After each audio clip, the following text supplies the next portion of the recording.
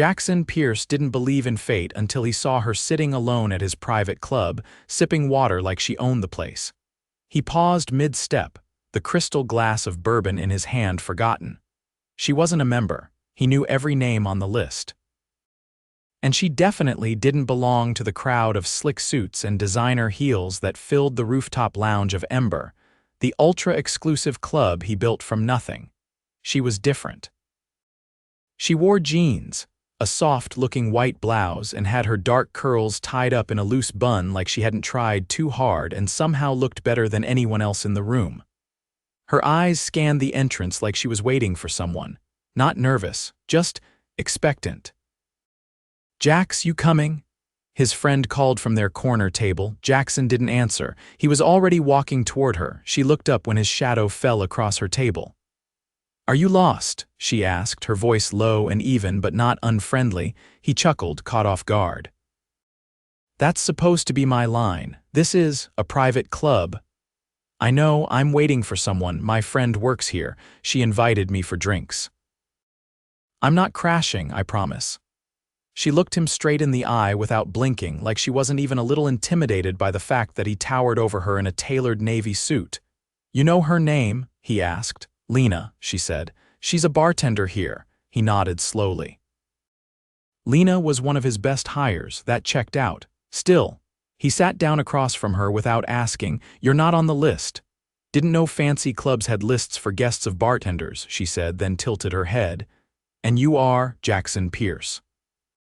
"I own this place." Something flickered in her eyes, but she didn't flinch.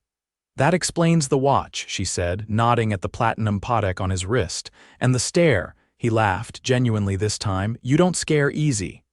"I'm not here to impress anyone," she said. "I'm just waiting." "You can go back to your billionaire party now." "Millionaire," he corrected without thinking. "I haven't hit billionaire yet," she blinked. "You actually just said that out loud." "I did." He leaned back. "What's your name?" "Dalia Carter." Dalia, it suited her. Strong, elegant, no frills. "Well, Dalia Carter," he said, "since you're already here and apparently not impressed by my money, mind if I sit for a while?" She narrowed her eyes. "You're not going to kick me out." "I could," he said, "but I don't want to." She hesitated, then shrugged. "Fine. But if Lena shows up and sees you flirting with me, she's going to assume I'm doing something shady." "I'm not flirting," he said. "You absolutely are," he smiled. "Okay, maybe a little." Lena showed up 10 minutes later, flushed from the heat of the kitchen, and froze when she saw Jaxon sitting with Dalia. "Jax," she asked, confused. "You two know each other?" "We do now," he said. "She's with you?" "Yeah," Lena said, stepping forward. "Dalia's my best friend. She just moved back to the city. I told her I'd sneak her in for one drink." Dalia stood, brushing imaginary lint from her jeans. "I can go if it's a problem." "No," Jaxon said quickly. "Stay." She looked at him, curious. "Why?" He didn't have an answer that wouldn't sound ridiculous, so he just said, "I want you to." Lena's eyes bounced between them, then she grinned. "I'll grab our drinks." The rest of the evening blurred. Jaxon didn't go back to his friends. He stayed with Dalia, talking about everything from street art to her nonprofit work with underfunded schools. She was smart, witty, honest in a way most people weren't around him, and when she finally stood to leave after midnight, she didn't ask for his number, didn't flirt. Just smiled and said, "Thanks for not kicking me out, club owner." He walked her to the elevator. "Come back tomorrow." She raised an eyebrow. "To your exclusive Millionaire club, to dinner with me." She hesitated, studying him. "You don't even know me." "I want to." That got her. She smiled again, this time softer. "Okay, but somewhere normal. No rooftop clubs." He grinned. "Deal." The next night, he picked her up in a black Aston Martin and drove her to a quiet Italian place in Tribeca, tucked between a bookstore and a flower shop. The owner greeted him like family, and they had a private table in the back lit by candles and low music. Dalia looked around, amused. "This is your idea of normal?" "I didn't say cheap," he said. "Just not flashy." The night was perfect. She told him about how she'd moved back to New York after her dad passed away. About her work, mentoring kids who'd aged out of the foster care system. Her voice caught when she talked about one boy who disappeared from the program last year. Jaxon reached across the table and took her hand. "I'm glad you came back," he said quietly. She looked surprised, then smiled. He drove her home and walked her to her building. She lived in a brownstone walk-up in Brooklyn, humble but cozy. When he leaned in, she didn't pull away. The kiss was soft, slow, but it hit him hard. She pulled back first. "Okay," she whispered. "Now I believe you're not flirting," he laughed. "Good. I'll see you soon, Jaxon." She disappeared inside before he could say anything else. As he walked back to his car, something strange twisted in his chest. He didn't know what just happened. But he knew one thing for sure. She was going to wreck him in the best way possible. Jaxon didn't usually check his phone during meetings, especially not when his legal team was presenting contract clauses that could cost him millions. But today, his attention was split half on the projected numbers, half on the memory of Dalia's laugh echoing in that quiet Italian restaurant. He hadn't heard from her in 2 days, not that he expected her to chase him. She wasn't the type, but something about the silence unsettled him. Women usually made themselves available the moment he showed interest. Dalia didn't, and that only made her harder to forget. "Jax?" His CFO Lionel tapped the table. "You with us?" "Yeah," he glanced up. "Just thinking about the zoning implications. Move forward with the proposal, but push the environmental study up. I want it done by the end of the month." Lionel nodded, satisfied. The team moved on. Jaxon didn't hear a word of the next 10 minutes. After the meeting, he ducked out of the office, bypassing the driver waiting downstairs. He needed air, space. Thoughts of Dalia had been edging into his mind at inconvenient moments before bed, during workouts, even while reviewing projections for an upcoming merger. He didn't like the way she'd slipped past his defenses like she belonged there. He walked 5 blocks before realizing his feet had led him toward the East Village, near the community center Lena had once mentioned. Jaxon paused, watching a group of teenagers exiting the building, most of them laughing, backpacks slung over their shoulders, and then he saw her. She was kneeling near the curb, helping a girl tie her sneaker. Her hair was pulled back with a twisted scarf, and she wore a denim jacket covered in pins and patches that looked like they each had a story. She didn't notice him until she stood. He didn't wait for her to come to him. "You stalking me now?" she asked, but there was no edge in it, just amusement. "Unintentionally," he said. "I was walking, you appeared. Convenient. How long have you been working here?" "Since I moved back. I coordinate youth programs twice a week." Today was career prep. He looked past her at the building. "You teach them about resumes and how to talk in interviews, budget, navigate public housing, basic stuff most schools ignore." He nodded slowly. "You're good at it. You don't know that. I can tell." She crossed her arms, tilting her head.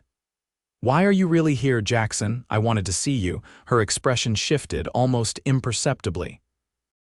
"You could have called." "I didn't want to wait for a reply." She exhaled, then glanced at the teens still lingering near the door. "I'm off in 5. You hungry?" "I can be." She led him 2 blocks down to a Dominican spot with cracked tile floors and faded menus taped to the counter. She ordered without looking, clearly a regular, and he followed her lead. They sat in the back, tucked between a jukebox and a dusty potted plant. "You ever eat here before?" she asked, unwrapping a plastic fork. "Never. You're in for something greasy and glorious." He took a bite and raised an eyebrow. "You undersold it." She smiled but didn't comment. Instead, she asked, "What made you walk today?" "You don't seem like the type who gives his driver a break." "I needed to think." "About business?" He hesitated. "About you." She looked down at her plate. "That's dangerous." "Why?" "Because I'm not interested in becoming a bullet point in a story you tell at parties." He leaned forward. "That what you think I do?" "I don't know what you do, Jaxon. You keep things close." He didn't respond right away. Then, quietly, "My father left when I was 8. My mother worked 3 jobs to keep the lights on. I started flipping cars before I turned 18. By 25, I bought my first building. Now I oversee real estate portfolios in 6 states and run a hospitality company that manages over 30 locations. I don't tell stories at parties, I build them. She blinked, clearly not expecting that. I don't tell people that, he added. But I'm telling you. Why? Because I want this to be real. She studied him for a long moment, then said, I don't know how to do casual. Neither do I. Their food sat forgotten between them. She leaned back. You're intense. You're not afraid of that, no, she admitted. But I don't know what your angle is. There isn't one. That's the part I don't believe. He didn't try to convince her. Instead, he asked, what happened to the boy you mentioned, the one who left your program? She looked away. Malik, he aged out of foster care last year. We placed him in transitional housing. He missed his first 3 job interviews, then he vanished, phones disconnected, no one's seen him since. That's not on you. I was his only contact, he trusted me. Jaxon reached into his jacket and pulled out a slim card. This is the head of security for my company. He has more resources than the cops. Give him Malik's full name and whatever details you have. She stared at the card. Why would you do that? Because you care. That matters to me. She didn't take the card right away, but she didn't push it away either. Later, when they walked outside, the sky had turned gray. Rain threatened. She hesitated at the corner. I have to catch the train, she said. No Aston Martin today. Didn't feel right. She nodded. This was unexpected, in a good way. That remains to be seen. He reached for her hand. She let him take it. Let me see you again, he said. You already are, tomorrow, dinner, my place. She raised an eyebrow. That sounds like a trap. I'll cook, she laughed, not because she thought he was joking, but because she didn't. You know how to cook. I know how to impress. She looked at him for a long beat. Fine. But if I walk into a private chef situation, I'm leaving, no chefs. Just me. She nodded once, then stepped back. Surprise me. And with that, she disappeared into the subway stairwell, leaving him standing in the soft drizzle with a grin he didn't try to hide. Jaxon didn't tell anyone he was taking the evening off. He left his office in the middle of the day, bypassed his assistant's questions, and headed straight downtown with a single thought. If Dalia was going to see his world, he wanted it to be on his terms, honest, unfiltered, and without the flash most people expected from him. He stopped at a small market in Chinatown and picked up ingredients himself: fresh scallions, hand-cut noodles, ginger, and a cut of duck that reminded him of something his mother used to make when money stretched thinner than bread. When the butcher wrapped it in brown paper, Jaxon didn't blink at the cost. He wasn't doing this to impress Dalia with money. He wanted her to see something real. By the time she arrived, the sky was already turning gold.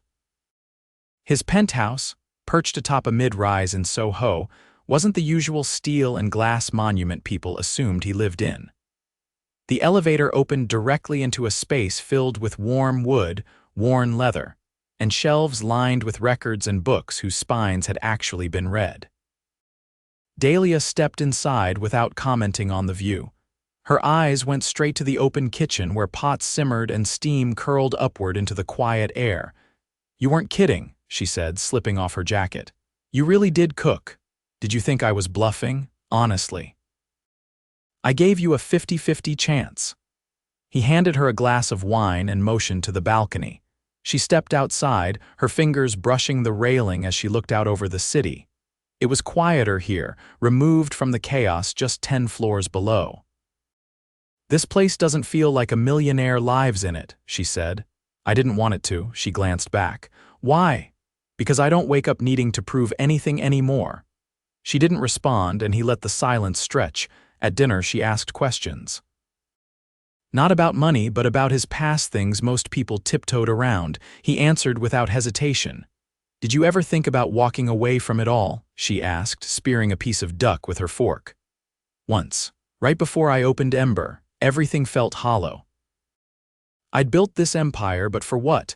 I didn't even have anyone I trusted to share it with. She set her fork down, and now he looked at her.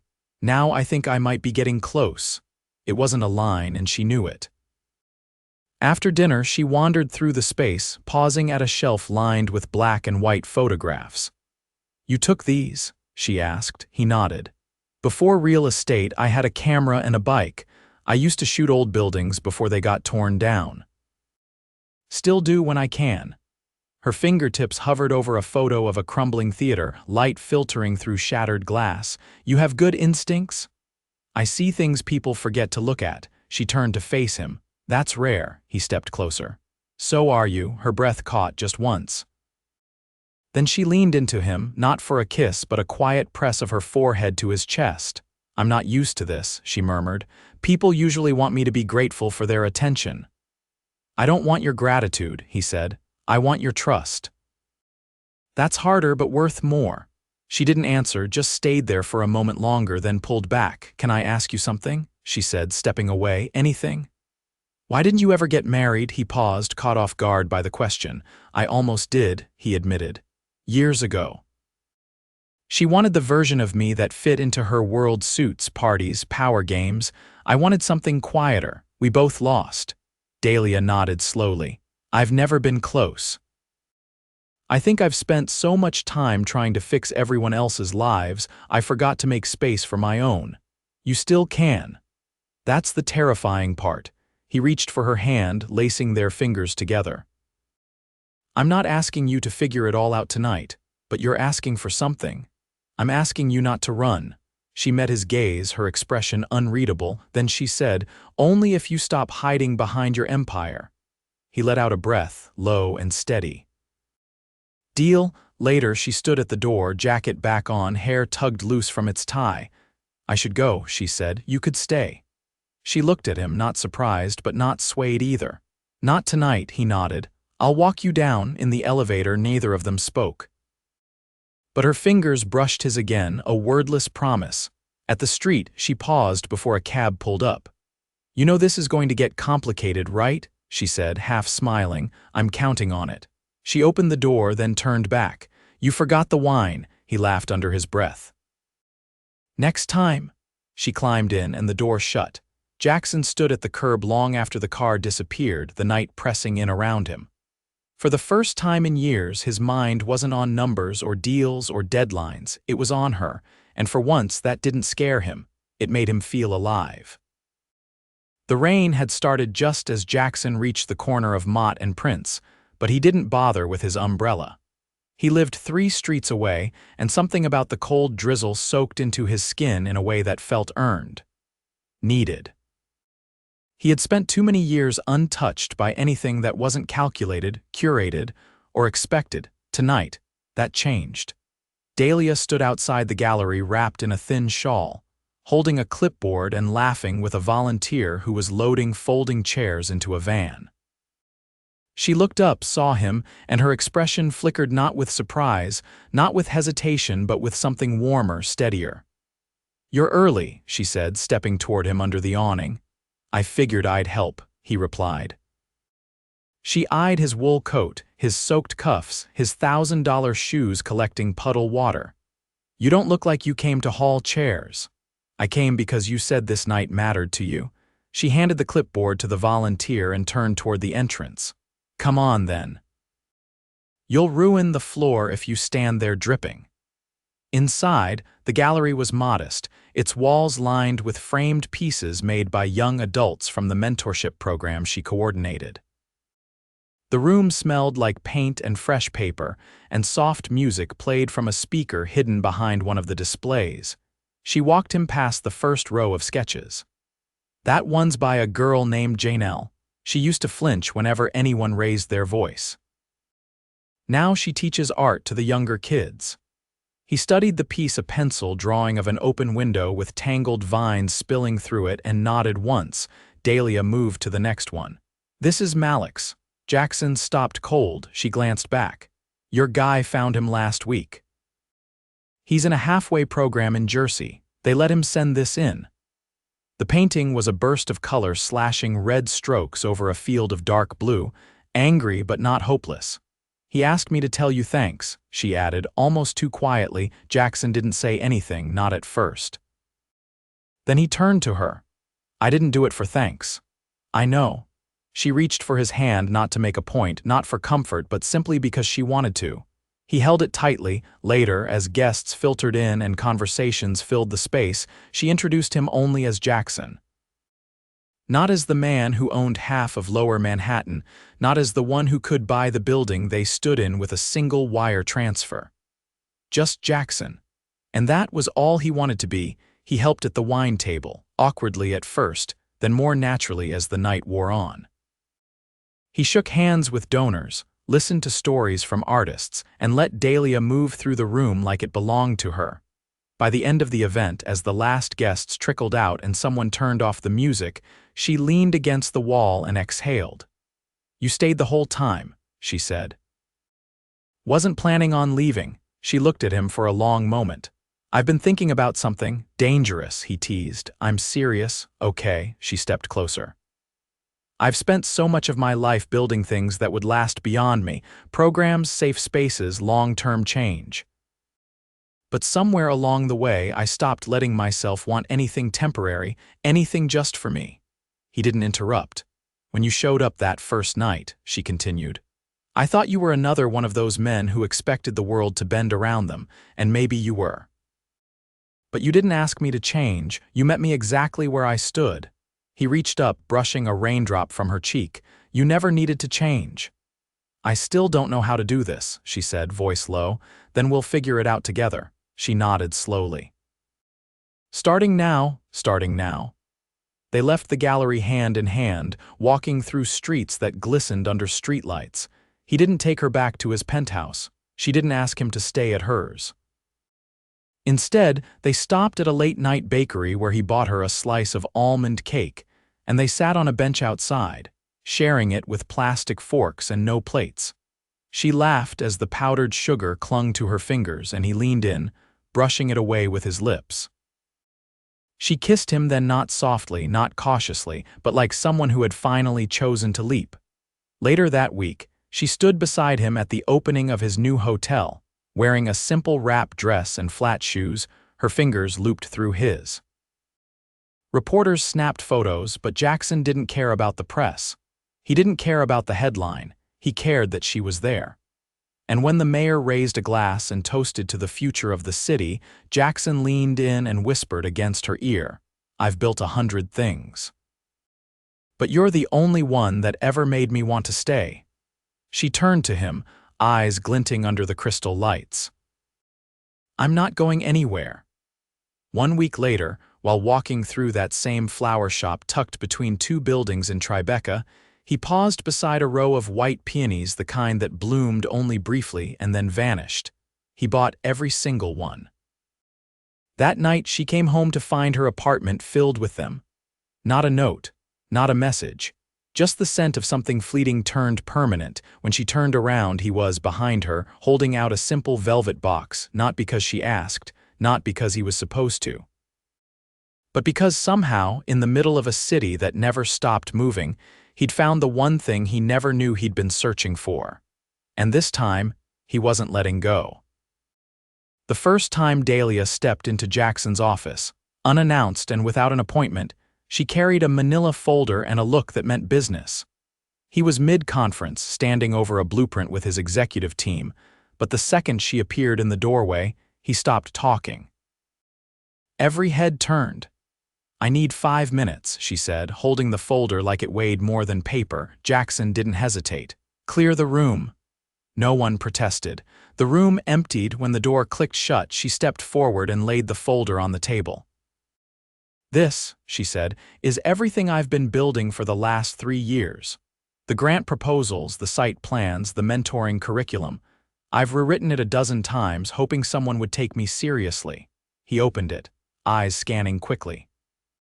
"You want funding? I want partnership," she replied. "You have real estate. I have a working model. Let's open a permanent center, not just a drop-in spot. A full-scale education and transition facility. Housing, job prep, mental health support, all of it." Jaxon looked up from the folder. "You've been sitting on this since we met. I wasn't sure you'd take me seriously outside of dinner and kisses on sidewalks. I don't take anyone more seriously than I take you." She rested her hands on the edge of the table. "Then prove it." He did. 2 weeks later, the lease was signed. An old garment warehouse in the Bronx, gutted and ready for renovation. She selected every tile, every light fixture, every inch of usable space. He handled the permits, the contractors, the structural changes. They worked side by side, often late into the night, fueled by takeout boxes and shared playlists. Their relationship shifted into something more permanent without either of them needing to name it. One afternoon, while reviewing the final floor plan, she said, "You know you're going to be on the board." He raised an eyebrow. "I figured I was just the bank, you're the backbone, and I don't want anyone else having more say than you." "Except you," he said.